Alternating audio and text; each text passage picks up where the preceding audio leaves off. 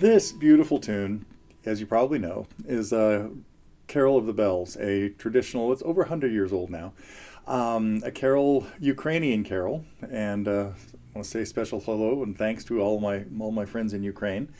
And this song can be played lots of different ways. Now, my goal with this was to not make it too difficult, and I have a tendency to sometimes let things get out of hand and make them way more complicated than is necessary.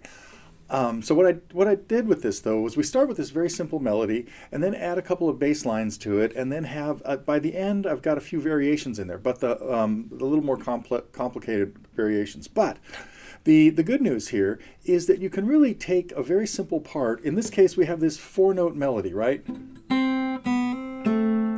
You just have, and I've decided to do this one in the key of A minor. I've talked about doing this in a couple of different keys. D minor and E minor work as well. But some of this was just to have a couple of different ways of particularly playing the bass line along with it, and hearing some and a little bit of harmony in the melody once in a while. So, but what we have is this main 4-note theme. There we go. Let's find it. Find the guitar, Neil. Those 4 notes are usually done in phrases of 4 at a time, with a bass line that is sometimes just descending, and then sometimes skipping around a little bit.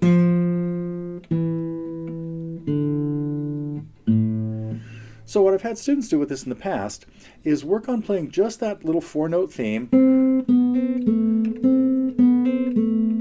first by itself, then working in this bass line going from A to G to F to E. So you want to work on a good way of fingering that so that it sounds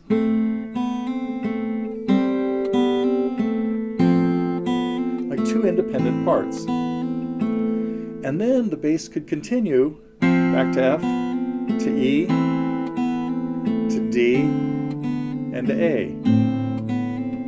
So that's a little 8-measure phrase that can be done that we'll be talking about. And I do have tablature to all of this.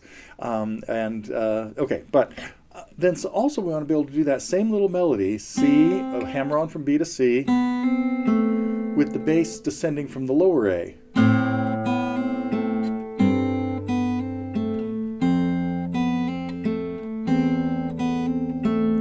And we're also going to hear it with the bass, a middle bass line ascending from E to F sharp to G and back to F sharp. Particularly when the melody goes up into a third higher. Instead of C, B to C to A, it'd be E to D to E and back down to C. That's what those 2 parts. I didn't put anything like that in there yet, but I might. This might evolve over a while. But in that part, we're going to try to get in the melody with the ascending middle line, meaning the E.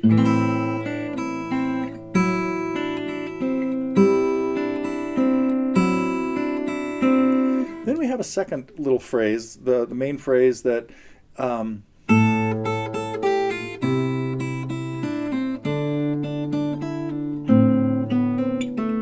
and then our little A minor melodic minor scale.